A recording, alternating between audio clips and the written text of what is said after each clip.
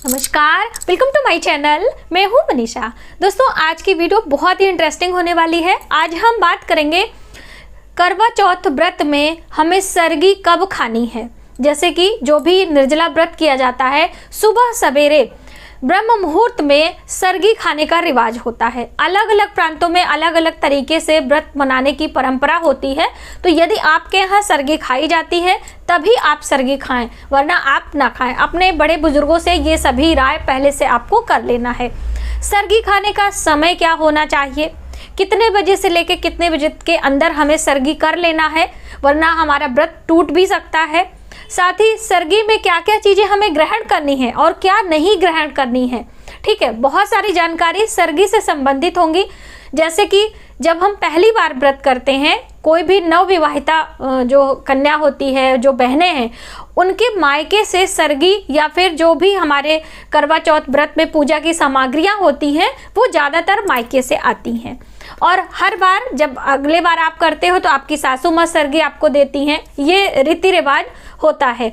तो यदि आपके मायके से सरगी नहीं आई है तो ऐसे में हमें क्या चीज़ें लेनी होती हैं, कैसे हम उस व्रत को धारण करें जिससे कि हमारे मायके में भी उसका शुभ परिणाम मिले और हमें भी उसका लाभ मिले। आप में से बहुत सारी बहनों का प्रश्न आया था कि हमारे घर में कभी किसी ने आज तक करवा चौथ का व्रत नहीं किया है, पहली बार उन्हें करने की उत्साह है, मन में इच्छा है, तो क्या हम व्रत कर सकते हैं कि नहीं। तो ये सभी महत्वपूर्ण जानकारी आज की इस वीडियो में हम आपके साथ शेयर करेंगे। तो वीडियो पर आप इन तक बने रहें जिससे सभी जानकारी प्राप्त करके आप भी अपने घर में करवा चौथ का व्रत करें और माता गौरी, भगवान गणेश, भगवान शिव की कृपा प्राप्त करें। तो सबसे पहले आप सभी को करवा चौथ व्रत की हार्दिक शुभकामनाएं। अखंड सौभाग्य का वरदान आपको प्राप्त हो, माता गौरी की कृपा आप सभी पर सदैव बनी रहे, ऐसी मेरी शुभकामना है। तो हम बात कर रहे हैं करवा चौथ व्रत में सरगी हमें कब खानी है। तो करवा चौथ का व्रत वर्ष 2022 में 13 अक्टूबर को किया जाएगा। हिंदी महीने से हम देखें तो कार्तिक माह की कृष्ण पक्ष की चतुर्थी तिथि को ये व्रत किया जाएगा, जिसे करक चतुर्थी के नाम से भी जाना जाता है। चतुर्थी तिथि भगवान गणेश के नाम समर्पित है। अलग अलग महीने में अलग अलग तरीके से हम भगवान गणेश का व्रत करते हैं, पूजा अर्चना करते हैं। पंच देवताओं में प्रथम पूज्य देवता भगवान गणेश माने जाते हैं, ये आप सभी को पता है। तो उसी करवा चौथ व्रत में हमें सरगी कब खानी है और क्या क्या चीज़ें, सबसे अहम जानकारी। तो उससे पहले हम आपको बता दें कि जो बहनें पहली बार व्रत करना चाहती हैं, उनके परिवार में आज तक उनके बड़े बुजुर्गों ने कभी भी करवा चौथ का व्रत नहीं किया है और वो करना चाहती हैं, तो देखिए बहन, सबसे पहले तो आपको ये अपने बड़े बुजुर्गों से पूछना है कि क्या वो व्रत आपके घर में खंडित तो नहीं है, वो व्रत की हानि तो नहीं है।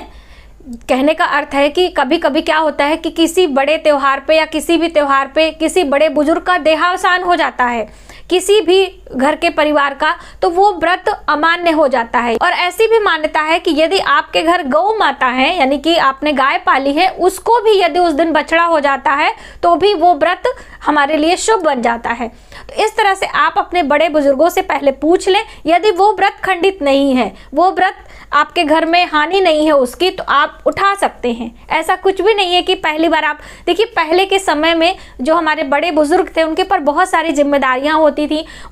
ठीक है, अभी टीवी वगैरह से देख के सभी के मन में उत्साह होता है और अच्छा भी रहता है, क्योंकि भगवान गणेश की पूजा हम सबको करनी चाहिए। तो इस तरह से आप ये जानकारी करके आप करवा चौथ का व्रत शुरू कर सकती हैं। अब आइए जानते हैं कि जो सरगी खाते हैं उसमें क्या क्या चीज़ें हमें खानी होती हैं। तो देखिए, सबसे पहले तो सरगी खाने के लिए आपको सुबह सवेरे उठना है। जैसे समय की आपने बात की थी ना कि हमें कितने बजे तक खा लेना है, तो देखिए सुबह सवेरे लगभग 4 साढ़े 4 बजे आप उठ जाइए और सरगी खाने से पहले स्नान भी करना है। बहुत सारी बहनों ने ये भी पूछा था कि क्या हम सुबह ऐसे ही उठ के खा लेते। देखिए, उठ के कैसे आप खाओगे, आप ब्रश करोगे, फ्रेश होगे, स्नान ध्यान करोगे, भगवान गणेश और माता पार्वती के सामने अपने व्रत का संकल्प यानी मन ही मन में आपको ले लेना है, क्योंकि हम व्रत के लिए सरगी खाने जा रहे हैं। पहला चरण वो होता है सरगी खाने का, व्रत का। तो आप उस समय भगवान का ध्यान करके सरगी खाने की जो आपके रीति रिवाज है उसे आप शुरू करोगे। तो आप सूर्योदय से पहले खा लें। ठीक है, सूर्य उदय के बाद आपको सरगी नहीं खानी है। इसीलिए बोला जाता है कि आप 4 साढ़े 4 बजे उठोगे, स्नान ध्यान सभी तैयारियां करते हुए लगभग आप 5 साढ़े 5 बजे तक सरगी आप समाप्त कर ले, खाने की जो रीति रिवाज है वो आप कर लें। और सूर्योदय का समय क्या होगा, 13 अक्टूबर को 6 बजे, अपने अलग अलग प्रांत के हिसाब से अलग अलग होगा, तो थोड़ा सा ऊपर नीचे भी हो सकता है, तो इसलिए मैं आपको 6 बजे का समय बता रही हूँ कि 6 बजे तक आप अपने सरगी खाने का जो रस्म है उसे अदा कर लें, ठीक है। और जानते हैं कि हमें क्या क्या चीज़ें बिल्कुल भी नहीं खानी है। जैसे कि बहुत सारे लोगों ने ये पूछा था कि हम इमरती खा सकते हैं कि नहीं, जलेबी खा सकते हैं, तो बिल्कुल भी नहीं। इमरती, जलेबी, हलवा, पूरी, ये कोई भी चीज़ें आप ना खाएं। रबड़ी आप ले सकते हो क्योंकि रबड़ी दूध से बनाई जाती है, यदि घर की बनाई हो तो ज़्यादा अच्छा है। घर पे आप फलाहारी चीज़ें बना सकते हैं, जैसे कि कुट्टू सिंघारे की पूरियाँ बना सकते हैं, पकौड़ियाँ बना सकते हैं, मीठी चटनी बना सकते हैं, सेंधा नमक आप इस्तेमाल कर सकते हो। तो ये सभी चीज़ें आप बनाकर अपने घर में सेवन कर सकते हैं, लेकिन अनाज की कोई भी चीज़ें आपको नहीं खानी है और सूर्योदय के बाद भी आपको नहीं खानी है। यदि प्रेग्नेंट महिला हैं तो वो सूर्योदय के बाद, यानी कि जब आप दिन में व्रत करेंगी, तो समय समय से जल, फल, जूस, फलाहार की चीज़ें आप ले सकते हो, ठीक है। वहीं पर जो पीरियड से बहनें हो गई हैं, वो भी यदि आपके घर रीति रिवाज है तो सरगी भी आप ले सकते हो। ऐसा कुछ भी नहीं है कि आप पीरियड से हो गए हो तो आप सरगी नहीं खाओगे, आप सरगी ले लो, आप कथा सुन लो, आप मंत्रों का जप कर सकते हो, चंद्र का दर्शन कर सकते हो। सिर्फ पूजा की चीज़ों को स्पर्श नहीं करना है। पूजा में आपके घर का कोई भी मेंबर कर सकता है, तो आप उन्हें बता सकते हो इस तरह करना, इस तरह करना है। देखिए, सभी लोग एकल फैमिली में रहते हैं तो थोड़ा सा मैनेज करना मुश्किल हो जाता है। जैसे कि बहुत सारी बहनों ने पूछा था कि हमारे यहाँ पहली बार जो मायके से आती है वो हमारा मायका दूर है, नहीं आ पाया है, ऐसे में हम क्या करें। तो देखिए, आप अपने पैसे से भी, आपकी जो सासू माँ है वो भी आपको सरगी दे सकती है, चाहे पहली बार हो चाहे दूसरी बार हो। हर बार सासू माँ के हाथों से सरगी खाना हमारे लिए बहुत ही शुभ होता है, तो आप उनसे भी लेकर सरगी खा सकते हो। यदि आप अपने घर से दूर हैं, शहरों में हैं, आपका घर परिवार गांव में है, तो ऐसे में आप खुद से सरगी बना के सभी चीज़ें रात्रि को रेडी कर लें। सुबह उठ के आपको स्नान ध्यान करने के बाद सरगी खा लेना है। उसके बाद आप फिर से सो सकते हो, फिर से अपने घर के कार्य कर सकते हो, बच्चे को टिफिन बना, जो भी करना है आप कर सकते हो, उसमें कोई प्रॉब्लम नहीं है, ठीक है।